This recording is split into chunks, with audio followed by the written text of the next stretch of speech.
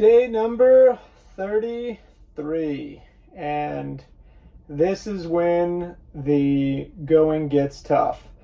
Not because, even though it's gotten kind of habitual and easy, the huge rewards have kind of evened out. Now I have to be content with just little incremental pushes forward.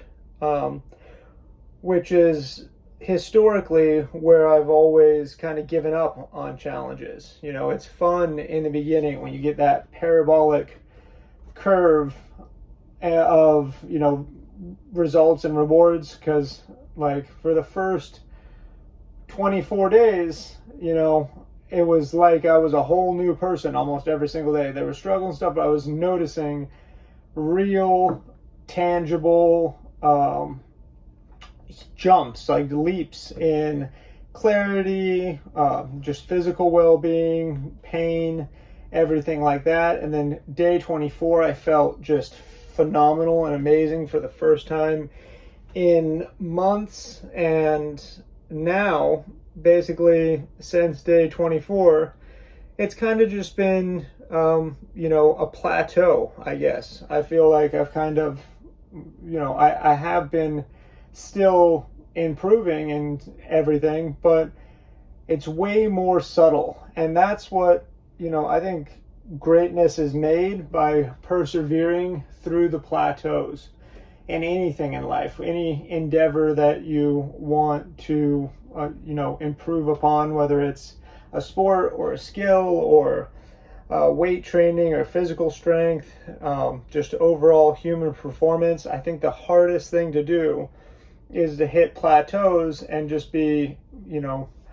barely improving. It's hard to tell what's happening, and persevere through that 10, 20, 30, 40, 90 days that feels, like you're barely making gains despite the same amount of effort as you had in the beginning. And that's where, you really make it, because that's where I think, at least for me, that's where I always give up when I'm plateaued and it's not as exciting and fun and fast as it is in the beginning.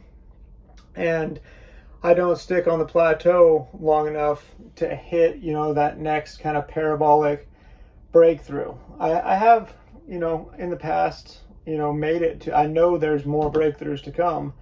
I've made it on some things. Running is one of those things where, I took up running long distances, and it was like 7-8 miles was a plateau for a long time. I could run longer than that, but I couldn't perform at a high level longer than that. And then the next plateau was like 13.5 miles. I could sprint. I could really,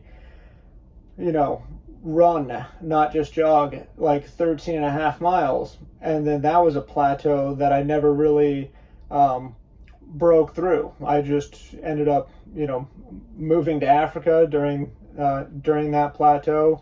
Kind of put running on the back burner because I was cycling 100 kilometers a day, and just never, just always, life got in the way, and I just never took it back up fully.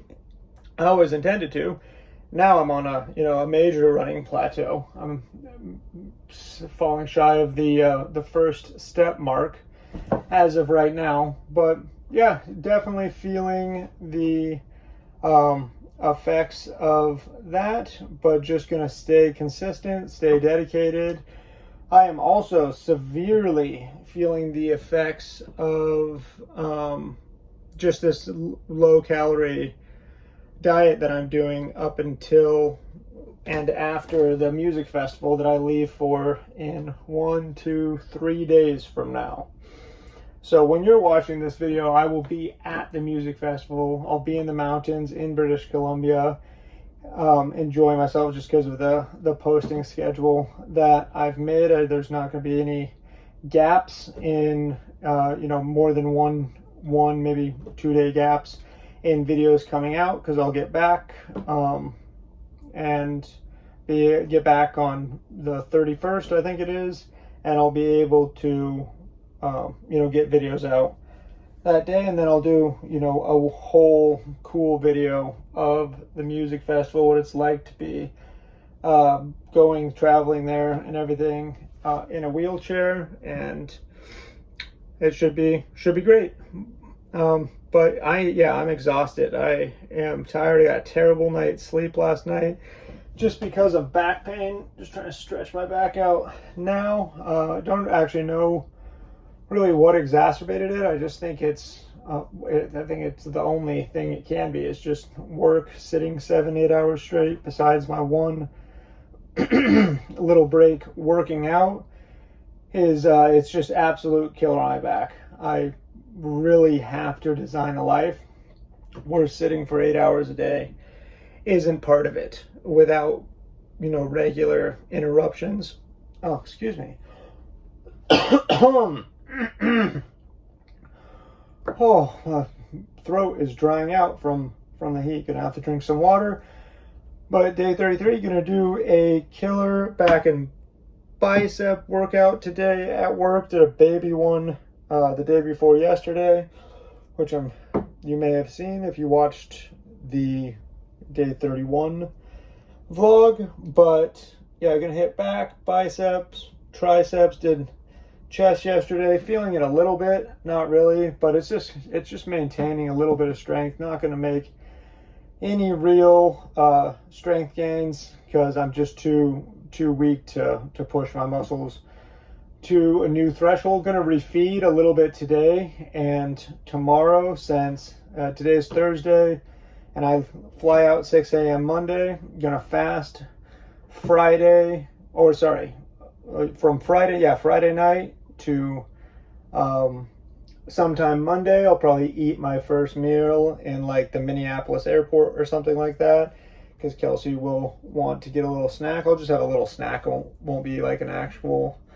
meal. But Saturday, Sunday, Monday, first half of Monday, I'll be fasted. That's so I can wake up early on Monday morning, 4 a.m. for the flight, not have to use the bathroom before flying all day, and then also will be, getting to Spokane in the early afternoon and having to drive all the way to Salmo, British Columbia, cross over the border, do all our food shopping, and just not going to have time to use the restroom. So just going to, arrest that need in advance to make travel better and also to keep leaning out. I am starting to lose a pretty significant amount of fat. Hoping to be able to see my abdominal muscles here in the next probably 2 or 3 weeks, maybe even a little bit after the festival, because I can feel I have full use of my top 2 abs, most use of the next 2 abs below that, I think, and I can feel the ab muscles in there. Just can't see them because there's this layer of fat on top. So pretty excited to bust those puppies out for the first time since I've been paralyzed, because I've just been fat and lazy for the vast majority of the last 5 years. Just haven't had the push to really take physical fitness 110% seriously, and that's just because of the honestly, it's not even the spinal cord injury or like all the cycles of depression and whatever that came along with that. It's mostly just the gut problems. I was just wiped the fuck out, wiped off the face of the planet by gut issues. Seriously, was more difficult to deal with severe gut problems than it has been to deal with having a spinal cord injury. So yeah, happy to finally, after 4.5, 5 years of super intense research, experimentation, and everything, and what the real development was, it wasn't an exact program, wasn't an exact thing. It was just an intuition, knowing what is going to bother me, what's not going to bother me, the perfect amount to eat, when to eat, and everything specifically for my body. Developing that intuition takes time, but it's the actual secret ingredient. All the programs and everything else, they can be that people design and offer over the internet, they can be a great jumping off point, great starting point to kind of get you underway, especially like elimination diets and stuff, can kind of, that's getting everything down to the bare bones and then reintroducing stuff and seeing how it affects you and taking notes and really paying attention to that is how I and anyone develops that intuition. All right, that's it for the introduction of day 33. We'll, it's a surprise where we're going to pop up next. Gosh, we spent a lot of time together here in the Grand Caravan of Dreams. For that, I'm very sorry. I know it's not the most interesting place for us to hang out, but I promise, if you stick with me, we're going to see the world together. I have so many ambitious plans and places that this and all the things I'm doing are going to, take the channel, and I'm going to get much better about video editing, the more important, useful parts of my day. It's just a time crunch. It's tough with work and everything, but it's also just my mantra. And basically this mantra started because Kelsey wanted to dump me, was going to dump me, basically did dump me. About kind of this time last year, maybe a little bit later in the year. I can't remember exactly the dates, but was basically like, if you don't step up and, be the financial provider of this relationship and be everything that I want a man to be, then I'm done. I'm out, and I don't, I can't do it anymore. And I couldn't fathom. My brain, literally, felt like I was doing everything that I could do to, succeed or push the envelope forward. And I felt exhausted every second of every day. Like I felt like I was doing as I was making the maximum effort that I possibly could and enduring the maximum amount of pain that I possibly could. And I just decided, this relationship is so important to me. I love her more than anything in the world. I love the life we built together. I want to some weird stuff happening. I want to have children together and build a family and grow old together. Oh, geez. Wheelchair tipped over. Grow old together. And the only way I'm going to make that happen is if I change everything.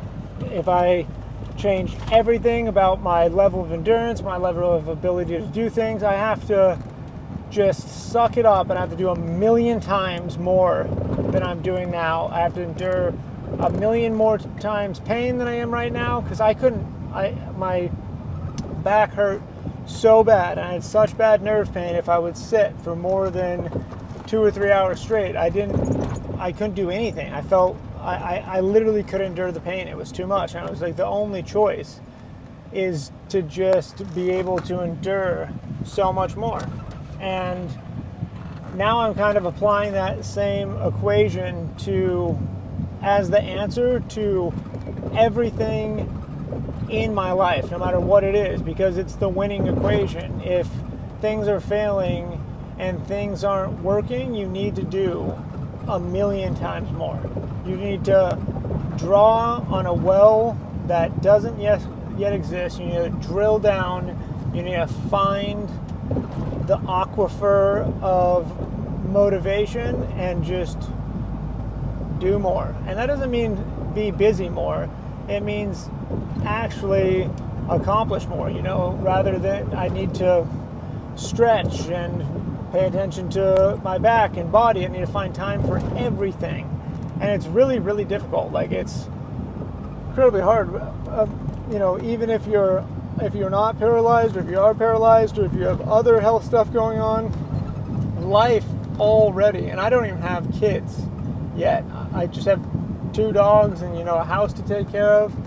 And life already feels so busy and so constrained, but it's more than likely that it's the structure and the efficiency and the order that you're doing things in that is the problem. I just found that so much, I was losing most of my time just in like little interim periods of time. I would have to go lay down to stretch my back out, and I'd stay there for 15 minutes just because I was so exhausted and tired and in pain, and I'd just stay there for 15 minutes rather than the 5 minutes that I actually needed. Or I would just lay down rather than doing some active movements because I thought I was too exhausted, I was too tired to get any more out of me. But it's never the case. There's always so much more energy there. You just have to find a way to tap into it, and the drill to get into it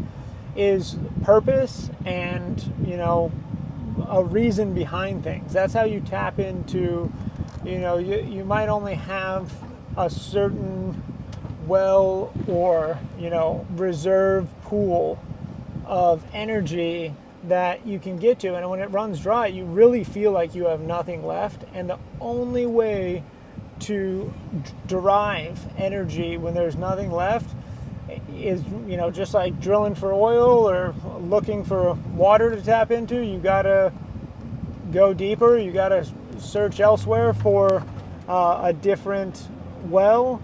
And the drill and the energy to search does come from purpose. It comes from a defining purpose and reason for doing things, keeping like an end result in mind, but not, the end result is just, the fuel, the real, I don't know, I'm running out of metaphor on this one, but whatever it is, the real drive comes from, wanting to enjoy the process of getting there.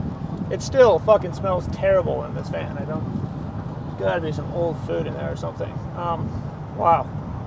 I would roll down the window, but it'd be really, really loud as soon as I end this little pump up talk that I'm having with you and myself, and just putting my thoughts out there in the world, because I think it is something that, especially if you have any neurodegenerative disease or something as severe as whatever, or you also paralysis or just serious injuries of any sort. It doesn't have to be a spinal cord injury. It's applicable to all manners of injuries. You could just have really badly blown your knee up or something, and it doesn't matter. It's a long road, and it's a hard recovery either way, and the world gives you exactly the max that you can handle at any given point. It really does. No matter, and as soon as you think you've broken through, it's just time for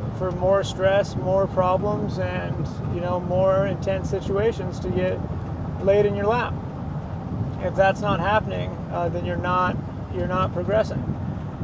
So yeah, kind of distracted at the moment because there's just going 52 miles per hour in the express lane here. Person's got a little more time in their day than I do. It's wild. But yeah, gonna go to work, gonna hit the gym. I've got so much to do this next couple days. Really, insurance is, unless someone makes an appointment with me, it's definitely getting put on the back burner. I gotta pack and prepare for a 7-day camping trip, and that takes a lot more forethought than I'm used to from traveling for the rest of my life. Prior to being paralyzed in a wheelchair, I didn't think much at all until the moment I was leaving. Throw some clothes in a bag, toothbrush, and get the heck out of there, pretty much no matter what I was doing. But cannot do that on a 7-day camping trip as a paraplegic wheelchair user. I just have to get all sorts of medical supplies for bowel, bladder issues. Have to make sure, I have everything to live comfortably up in the mountains for a little bit.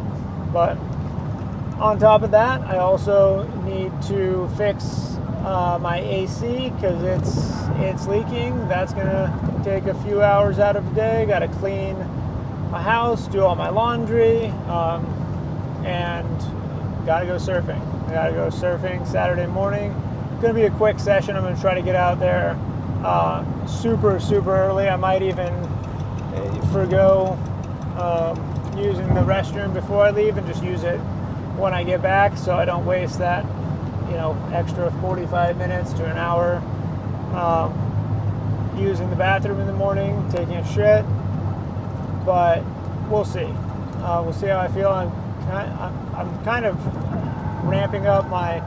Well, I say that I plan on ramping my calorie intake up a little bit, but I just ate basically my whole lunch before I left for work, and so I made a little banana yogurt bowl and dumped a couple tablespoons of honey in there just to bump the calories up a little bit. And now I've just basically got snacks and a protein drink for the afternoon, so probably be around that 1700 calorie mark again today, which is a little bit less than I would have liked. That's definitely a minimum of 500 calories in a deficit. I mean, I'd say for like perfect maintenance, I need at least 2,400. There's no way. It's hard to tell. I don't really know, because before I was injured, when I actually cared about this kind of stuff and really, paid attention to it more, I mean, my maintenance was like 4,000 calories. I ate such a remarkable amount of food, and that's if I wasn't doing extra stuff, if I wasn't working out and running and working 17 hours a day or whatever else I used to do. But yep, that's it. Signing out. My phone's about to overheat, so I will see you in the gym at work. All right, I did not film in the gym today just because there was other people working out in there, and I didn't want to expose the fact that I'm doing this YouTube channel to everyone at work just yet, because there's kind of this sorry, I'm just trying to situate this phone. There's kind of this mentality that if you're doing anything else other than selling insurance, then you're just not fully committed. So just shrouding it in a little bit of a veil. Is that the right word? A little veil? I don't know. But some fantastic news. I am out. I am gone for, it is Thursday today. I'm going to be working from home tomorrow, but then I am free from actually coming to the office from this moment until next Wednesday. Not next Wednesday, the Wednesday after that. So I've got like 10 plus days of freedom here, which that was kind of an awkward just end there. A little weird. So yeah, there's actually an important revelation that's happened. I found out why the Grand Caravan of Dreams smelled like absolute shit. That smell that I mentioned earlier intensified by like 180 million times after I got in the vehicle tonight. I had no idea what the fuck was going on. I literally didn't know if I could drive the vehicle. Like, it was making me sick, it was making me retch, and I had no idea what it was, because I didn't even think there was any old food or anything weird in here. But I realized, so a friend of mine, Chuck Charles, the great Charles, my buddy staying with me currently, he helped me. We filled the whole van up with dump stuff, and he helped me take it to the dump quite a while back. I think it might have made the might have made it in the vlog, so I could reference that, but it's been weeks. It's been a while. And on that trip, he had one of those Starbucks Frappuccino drinks, and he didn't quite finish it. Put the cap on. And I've got like a Lowe's bucket back here that's a little off. That's annoying. Lowe's bucket back here that I throw trash into. Whatever I have, and then I just dump it when I'm at a gas station or at my house. And so that would be bad in and of itself if it spilled. But it gets worse. I'm embarrassed to even admit this, but I'm just going to be totally transparent on what I did here. I pissed in that bottle, and in an emergency situation, had to come in the van, had to take a piss. There's no choice. Could have thrown the bottle away, but instead I just capped it and placed the bottle back into this Lowe's bucket. Well, it's been like 100 degrees, high 90s in Florida, basically around the clock, and this fan has been completely closed up for weeks. That bottle has been sitting there like that, and I think that the urine coffee frappuccino, cooking concoction inside the glass bottle, I think it built up so much pressure that the cap actually exploded beneath some other just normal pieces of trash. But I think it might have been leaking a little bit before, and I was getting whiffs of it because it stunk a little bit when I mentioned it before. But when I just got in the vehicle now, I mean, it was the most, you could taste it, you could feel it. I didn't know what was happening. I didn't want to explore it right away, so I went straight to a gas station, and I assumed that the smell had to be coming from the bucket. And yeah, got in there and found the source, dumped it out, and then I dumped a bunch of windshield washer fluid that they have at the gas station in there, gave it a long and thorough clean, and now it's the odor is released. I drove the windows down for a bit as well to air it out, but the Caravan of Dreams is dreamy once again. And so, day 33, success. If that was the only metric we went off of. Also, just can't end it on such a boring note. What was that weird video I filmed over the lunchbox? It was just no life in it whatsoever. I've got so much life in me right now.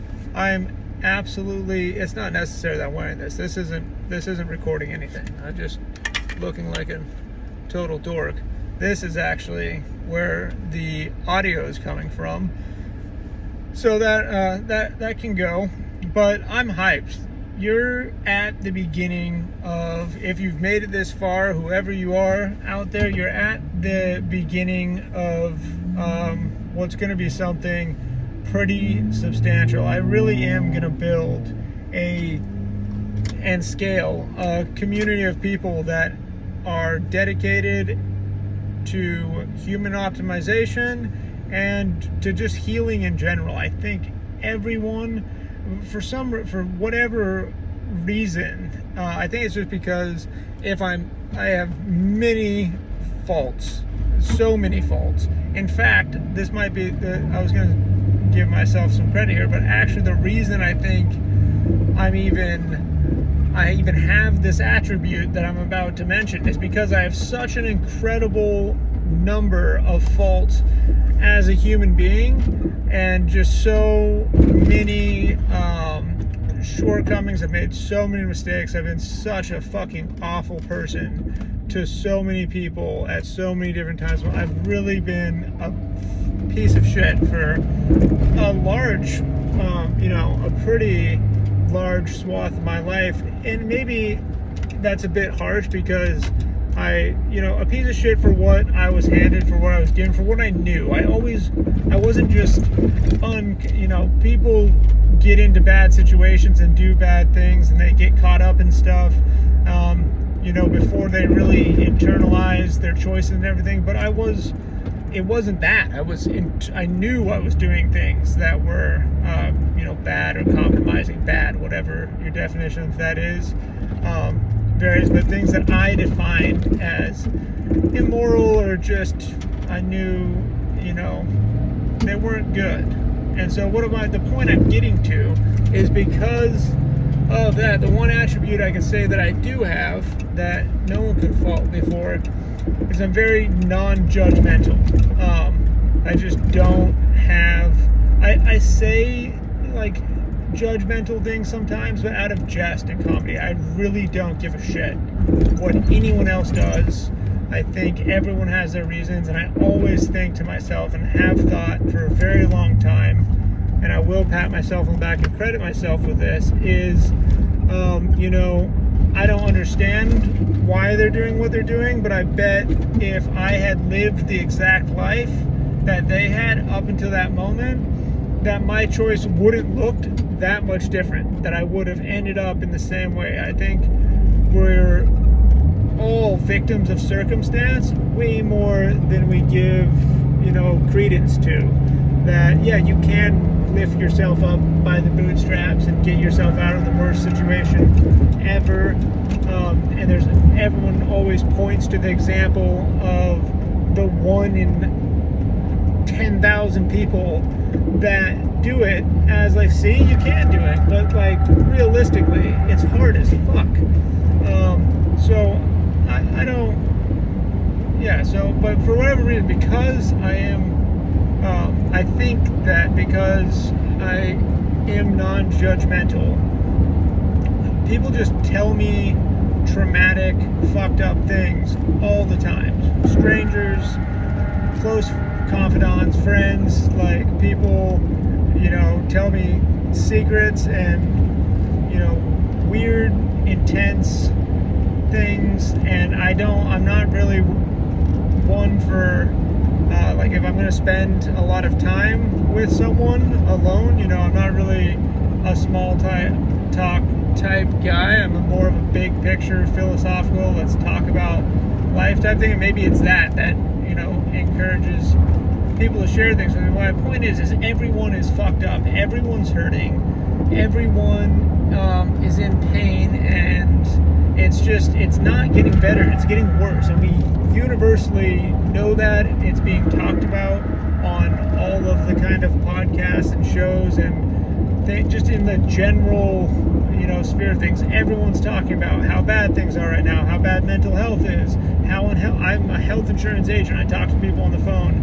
about their health all day and medications and their pre-existing conditions, and I know how unhealthy America at least is. There are 33 out of the 50 states in America where I sell health insurance, and it's gnarly. It's not good. It's not cool at all. And I have lost my health. I was robust and healthy and had everything, and I took it for granted for 27 years or 26 years, however old I was when I got paralyzed, either 26 or 27. It's saying that I literally have no idea which one of those it is.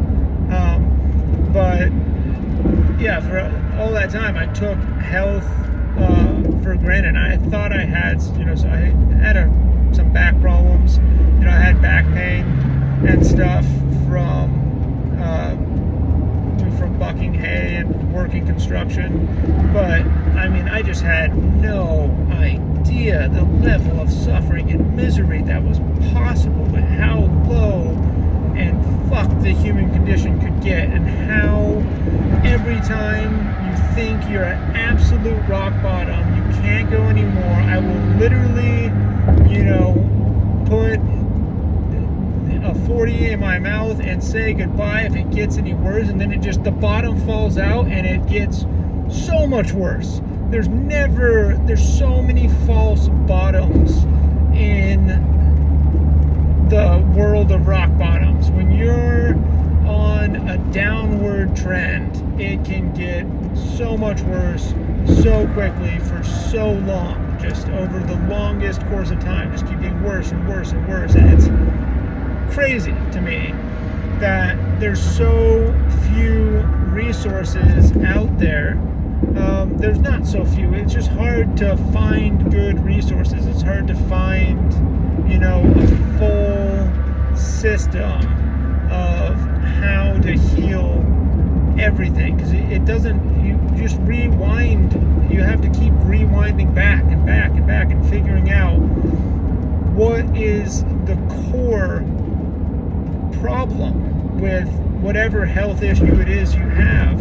And what you find out is it's never, one of the symptoms. And the symptoms are sometimes these diseases they give labels to, like I have mast cell activation syndrome. And, I think you can even peel some of it back all the way down to emotions and trauma in your body combined with elements outside your body and external forces acting on it, like toxic food and chemicals and everything that we're exposed to.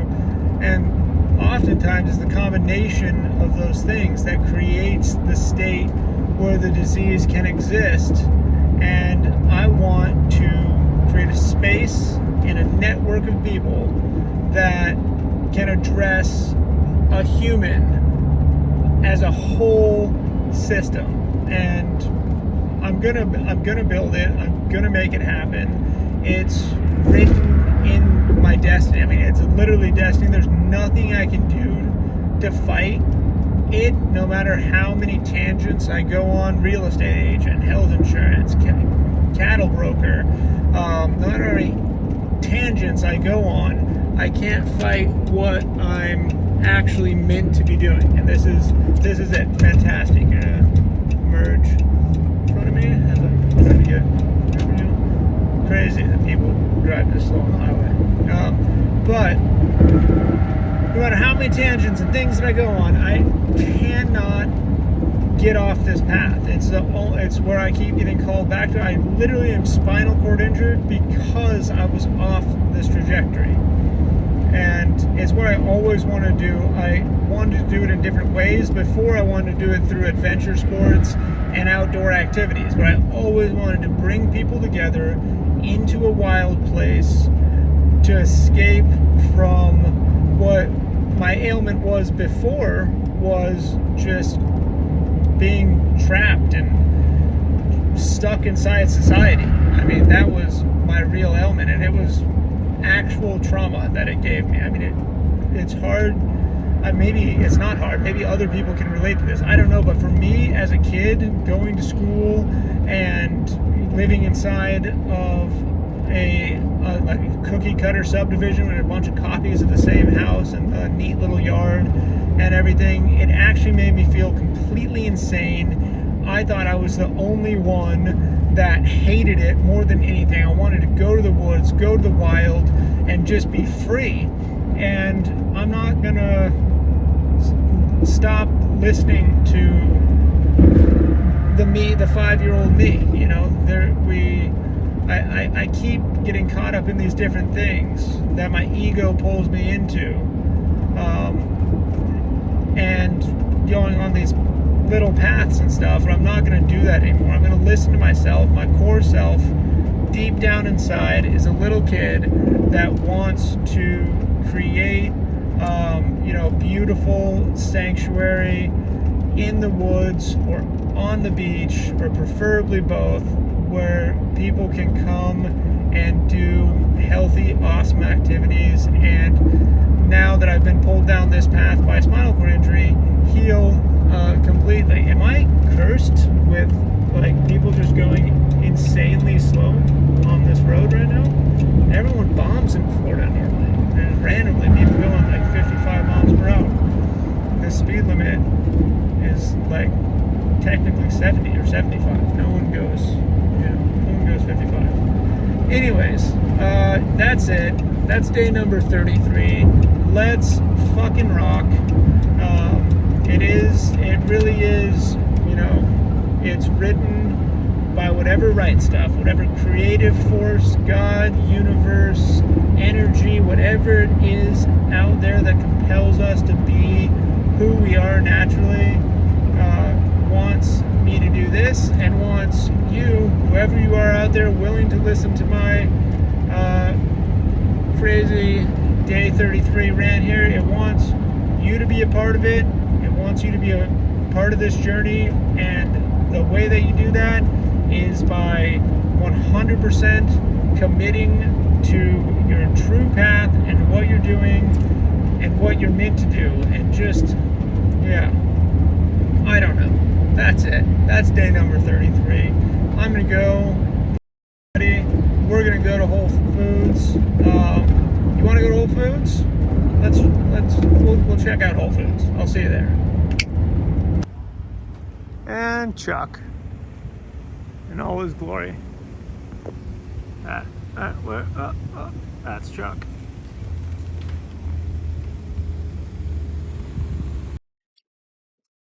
Some grapefruit juice for my gallbladder.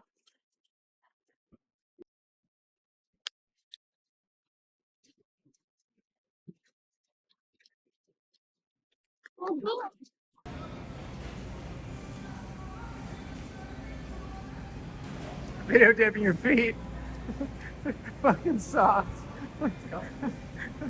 Alright, I think that officially ends day number 33. Say goodnight. Say goodnight to Charles. Good night, Charles. Good night, everybody. Love you.